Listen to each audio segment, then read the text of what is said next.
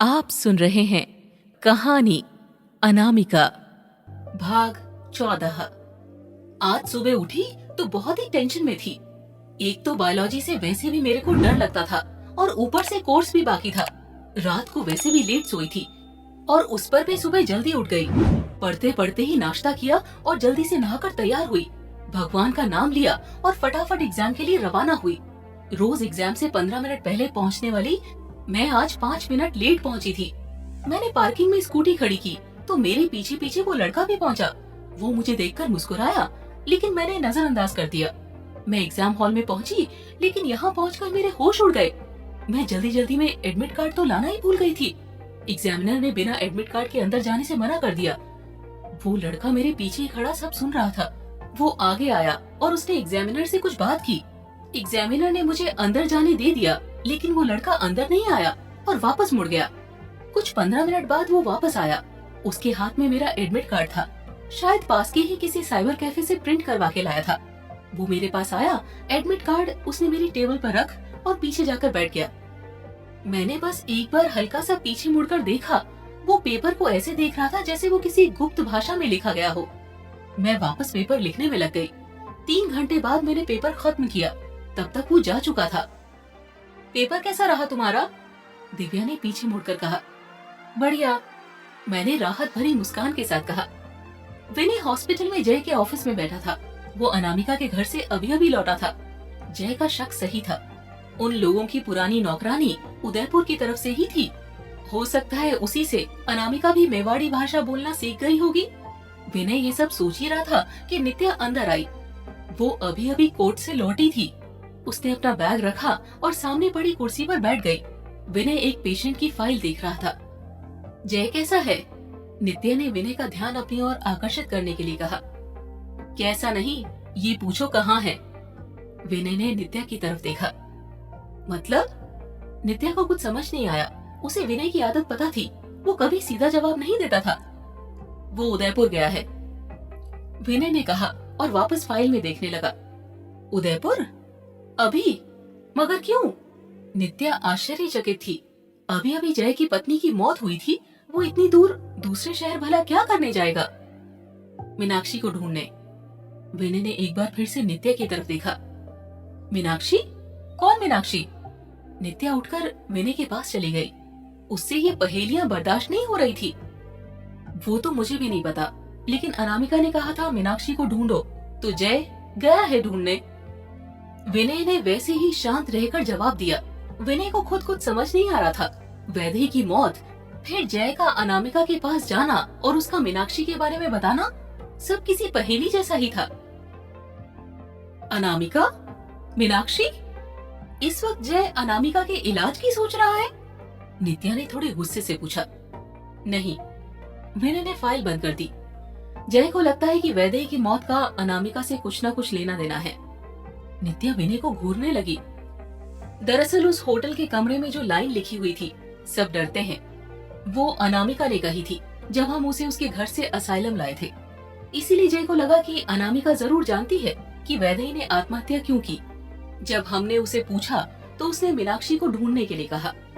विनय ने सारा मामला स्पष्ट किया। और अब जय मीनाक्षी को ढूंढने गया है? नित्या ने व्यंग किया। वो लड़की पागल है विनय। वैदेही को गुजरे हुए 2 दिन नहीं हुए और जय उसकी बात मानकर इतनी दूर चला गया, और तुमने उसे जाने भी दिया? नित्या ने झल्लाते हुए कहा। हाँ, क्योंकि मुझे भी लगता है कि अनामिका वैदेही की मौत के बारे में जानती है। विनय अब तक शांत ही था। अच्छा है, नित्या ने अफसोस से कहा। जय जो वैदेही का पति है वो नहीं जानता। तुम जो वैदेही के सबसे अच्छे दोस्त हो, तुम नहीं जानते, मैं नहीं जानती, लेकिन वो लड़की जिसे आए महीना भर नहीं हुआ, वो जानती है कि वैदेही ने आत्महत्या क्यों की। नित्या की आंखें भर गई थी। विनय उठ के खड़ा हो गया और नित्या के पास आ गया। तुम्हारे केस का क्या रहा?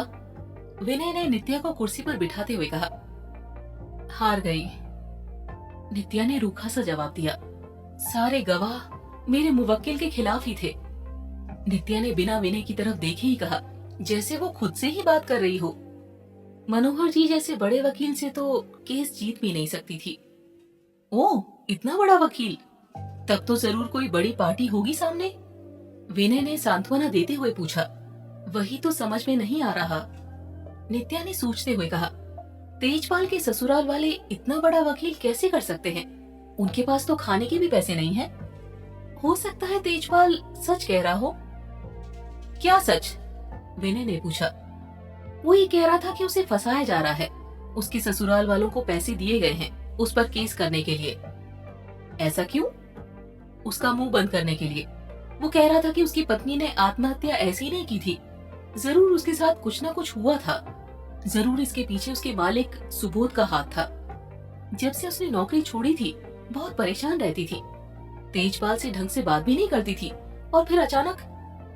क्या नाम लिया तुमने? विनय जैसे उछल पड़ा। किसका? नित्या ने विनय को घूरते हुए कहा। उस औरत के मालिक का, सुबोध। और वो औरत उदयपुर से है? हाँ, ये लोग हैं तो वहीं से, नित्या ने सोचते हुए कहा। प्रेम एक बिल्कुल मुश्किल भाव है। इसे समझना बेहद ही मुश्किल है। हर व्यक्ति किसी न किसी के आश्रित होना चाहता है। प्रेम उस आश्रय के लिए मार्ग उपलब्ध करवाता है, परंतु प्रेम की पहचान बेहद जटिल है। हर भाव प्रेम ही हो ये आवश्यक नहीं है। अक्सर आकर्षण को प्रेम समझा जाता है। इसके अलावा भी दया, कृतज्ञता, सहायता जैसे भावों को भी प्रेम समझ लिया जाता है। किंतु ये सत्य है कि प्रेम कहीं से पनप सकता है। नफरत जैसे विपरीत भाव से भी प्रेम की स्थापना बेहद मुश्किल है। उससे भी मुश्किल है इसका संरक्षण करना। अक्सर प्रेमी प्रेम तो कर लेते हैं, किंतु प्रेम में रह नहीं पाते हैं। उस वक्त मैं जिस उम्र में थी तब इन सब बातों को समझ पाना असंभव था। दरअसल समझना आवश्यक भी नहीं था। वैभव ने कल जो मेरी सहायता की थी, उसने मेरे मन का एक द्वार उसके लिए खोल दिया था। मुझे लगने लगा था कि मैं कुछ ज्यादा ही अकड़ू हो रही थी। अगले दिन जब एग्जाम में पहुंची तो अपेक्षा अनुसार वो पहले ही वहाँ मौजूद था। मैंने मुस्कुराकर उसका अभिवादन किया तो उसकी बाछी खिल गई। उसकी खुशी उसके चेहरे पर साफ नजर आ रही थी। कल के लिए थैंक्स, मैंने बैठते हुए कहा। अरे थैंक्स वाली क्या बात है इसमें? तुम्हें लेट होता तो मुझे अच्छा थोड़ी लगता, उसने हंसते हुए कहा। मुझसे बात करते हुए उसकी नजरें रह रहकर मेरे चेहरे पर ठहर रही थी, जैसे वो मुझे पढ़ने की कोशिश कर रहा हो। मैं थोड़ा घबरा गई और सामने देखने लगी। जब पेपर खत्म हुआ तो वो वहीं बैठा था, जैसे वो इसी का इंतजार कर रहा हो। कैसा हुआ? उसने फिर से मेरे चेहरे की तरफ देखते हुए कहा। उसका इस तरह देखना मुझे थोड़ा अजीब लगता था। बढ़िया, और तुम्हारा? मैंने सामान समेटते हुए कहा। क्या पता, अब भगवान जाने और पेपर चेक करने वाला जाने, उसने हंसते हुए कहा। जवाब में मैं भी झूठा मुस्कुरा दी। मैंने सामान समेटा और बाहर निकल गई। अगले पेपर में भी कुछ ऐसा ही हुआ। उसने मुझसे बात करने की कोशिश की, लेकिन मैंने ज्यादा बात नहीं की। मुझे लग रहा था कि वो पूरे पेपर में मुझे ही देख रहा था। मैं पेपर देकर निकली तो वो भी मेरे पीछे पीछे ही आ गया। मैं स्कूटी के यहाँ पहुंची तो वहाँ आकर खड़ा हो गया। मैं उसे देखने लगी, जैसे पूछ रही हूँ, क्या हुआ? मुझसे दोस्ती करोगी? उसने इधर उधर देखकर पूछा। उसके सवाल से ज्यादा उसके पूछने का तरीका अजीब था, जैसे वो पूछ नहीं रहा हो, बता रहा हो। नहीं, मैंने बिना उसकी तरफ देखते हुए जवाब दिया और अपनी स्कूटी निकालने लगी। प्लीज मीनाक्षी, कहते हुए उसने एक हाथ मेरे हाथ पर रख दिया। मैंने एक बार घूर कर उसकी तरफ देखा तो उसने भी मेरी आंखों में देखते हुए कहा, प्लीज। मैं इन सब में नहीं पड़ती, मैंने अपना हाथ हटाते हुए कहा और स्कूटी लेकर निकल गई। मुझे इन लड़कों के इस दोस्ती शब्द का मतलब अच्छी तरह मालूम था। मैं इन सब में हरगिज नहीं पढ़ना चाहती थी। अगले दिन एग्जाम देने जाने से भी डर लग रहा था, लेकिन जाना तो था ही। वैसे भी आज लास्ट एग्जाम था, फिर वैसे भी इस झंझट से मुक्ति मिलने वाली थी। आज मैं जानबूझकर थोड़ा लेट पहुंची। मैं उसके साथ ज्यादा बात नहीं करना चाहती थी। मैं पहुंची तब तक पेपर बढ़ चुके थे। मैंने भी फटाफट पेपर लिखना शुरू कर दिया। मीनाक्षी, कुछ पल बाद ही मुझे उसकी आवाज सुनाई दी। मैं एक पल को रुकी और फिर उसे नजरअंदाज करके पेपर लिखने लगी। उसने 4-5 बार मुझे ऐसी ही आवाज दी। मैंने हर बार उसे नजरअंदाज किया। एक बार तो एग्जामिनर ने भी उसे टोक दिया। खैर, जैसे तैसे पेपर खत्म हुआ।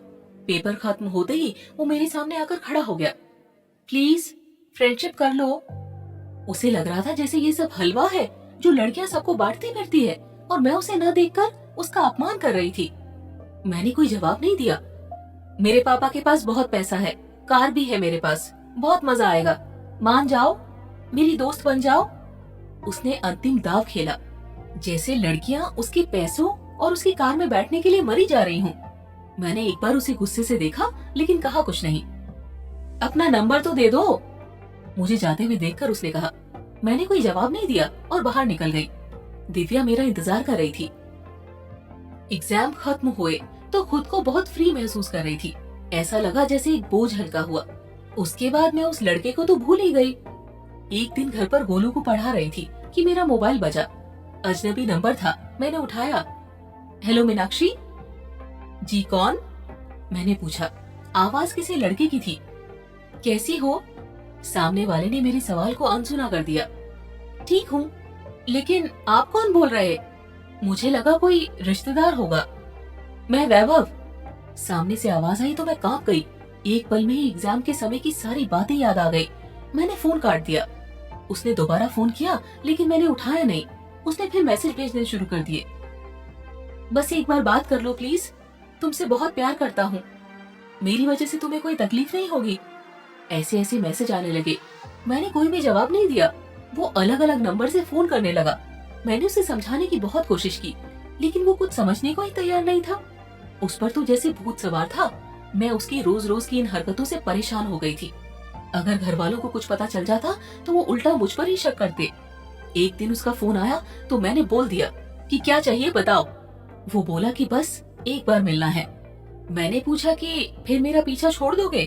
तो उसने कहा कि हाँ, फिर कभी फोन नहीं करूंगा। मैंने बहुत सोचा, रोज रोज के इस झंझट से मुक्ति पाने का और कोई रास्ता भी नजर नहीं आ रहा। मैंने दिव्या से पूछा तो उसने मना कर दिया। बोली कि वो बिल्कुल भी अच्छा लड़का नहीं है, उससे जितना दूर रहूंगी उतना ही मेरे लिए अच्छा है।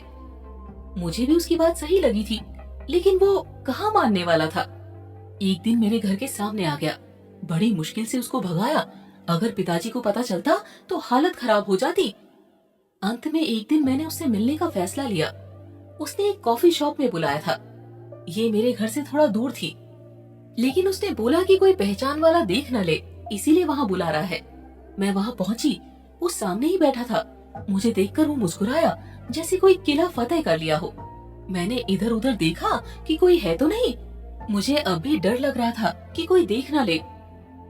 कैसी हो? उसने इतने प्यार से पूछा जैसे अपनी बरसों पुरानी किसी माशूका से मिल रहा हो। ठीक हूँ, मैंने नजरें चुराते हुए कहा। मुझे लग रहा था जल्दी से ये सब खत्म हो और मैं जैसे तैसे यहाँ से निकलूं। क्या पियोगी? उसने मेरे हाथ पर अपना हाथ रखते हुए कहा। हे भगवान, इसे अब भी लग रहा है कि मैं इसके प्यार में पड़कर यहाँ आई थी। कुछ नहीं, मैंने अपना हाथ खींचते हुए कहा। अरे ऐसे कैसे कुछ नहीं, हमारी पहली डेट है। उसने एक वेटर को बुलाया और कुछ ही देर में वो 2 कोल्ड ड्रिंक्स लेकर आ गया। गर्मी बहुत है ना, तुम भी पसीना पसीना हो गई हो। उसने मेरी तरफ तीखी निगाहों से देखते हुए कहा। मैंने कहा और कोल्ड ड्रिंक पीने लगी। सॉरी, मेरी वजह से तुम्हें इतनी तकलीफ उठानी पड़ी। उसने कहा। नहीं, ऐसी कोई बात नहीं है, लेकिन मैंने सोचा चलो, इसे अपनी गलती का एहसास तो हुआ। मैं भी पागल हूँ, तुम्हें लेने भी तो आ सकता था ना। मेरी बात को उसने काटते हुए कहा। तुम्हें इतनी गर्मी में ऑटो करके आना पड़ा। वो कोई बात नहीं है। देखो, तुम रोज रोज फोन करके मुझे परेशान मत करो।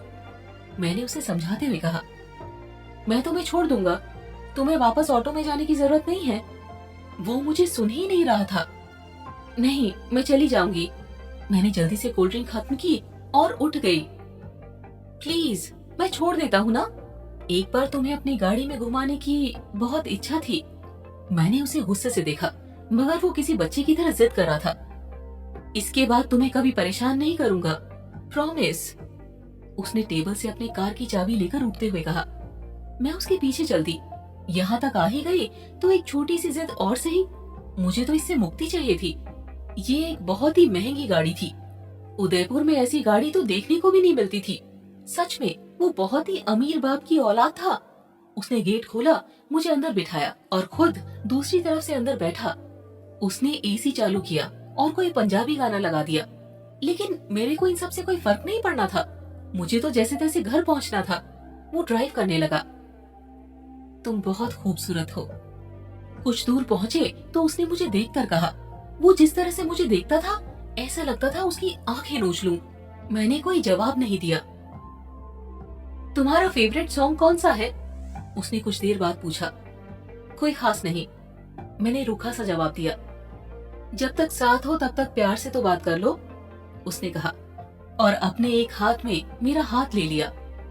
मैंने अपना हाथ वापस नहीं खींचा, मुझे खींच लेना चाहिए था, लेकिन पता नहीं क्यों मैंने रहने दिया। पता है, जब से तुम्हें पहली बार देखा है बस तुम्हारे बारे में ही सोच रहा हूँ। अचानक मुझे उसकी बातें अच्छी लगने लगी। उसके हाथ की गर्माहट मुझे अपने हाथ में महसूस होने लगी। हमेशा से इच्छा थी कि तुमसे बात करूं, तुम्हें छू सकूं, तुम्हें प्यार कर सकूं, उसने मेरी ओर देखकर कहा। इस बार मुझे उसकी नजर इतनी बुरी नहीं लगी थी।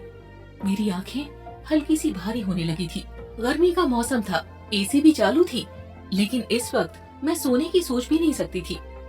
सच कहूँ ना तो तुमसे प्यार करने का मन करता है, वो कहता जा रहा था, लेकिन उसकी आवाज मुझे अब बहुत ही दूर महसूस हो रही थी।